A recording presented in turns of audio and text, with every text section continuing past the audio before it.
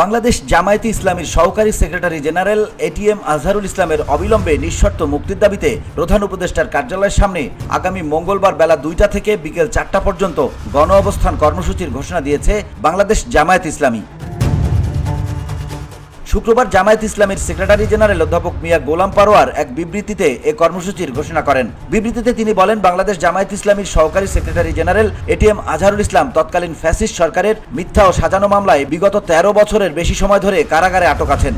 Fascist সরকারের পতনের পর ফ্যাসিবাদ বিরোধী রাজনৈতিক দলের অনেক দেশবাসী আশা করেছিল চরম জুলুম নির্যাতনের শিকার এটিএম আজহারুল ইসলামও স্বৈরাচার মুক্ত বাংলাদেশে মুক্তি লাভ করবেন। কিন্তু অন্তর্বর্তী সরকার ক্ষমতা গ্রহণের প্রায় 6.5 মাস অতিবাহিত হওয়া সত্ত্বেও এটিএম আজহারুল ইসলাম মুক্তি পাননি। এতে দেশবাসী হতবাক ও বিস্মিত।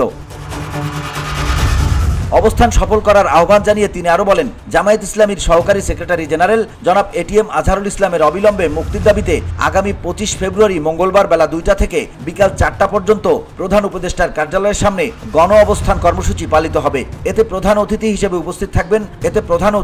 উপস্থিত থাকবেন সম্মানিত আমিরে জামাত ডাক্তার শফিকুর রহমান। উক্ত গণ অবস্থান কর্মসূচিতে স্বতঃস্ফূর্তভাবে অংশগ্রহণ করে এটিএম আজহারুল ইসলামের মুক্তি নিশ্চিত করার জন্য আমরা বাংলাদেশ জামায়াত ইসলামীর পক্ষ থেকে দেশবাসীর প্রতি উদাত্ত আহ্বান জানাচ্ছি।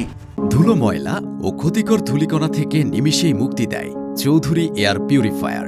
এর শক্তিশালী সাকশন ঘরের কোনায় কোনায় লুকিয়ে থাকা সকল ধুলা টেনে ফিল্টার করে এবং বের করে আনে নির্মল ও স্বাস্থ্যকর হাওয়া।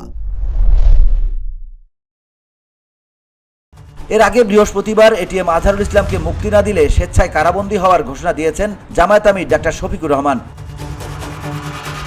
VOD Bangla news desk.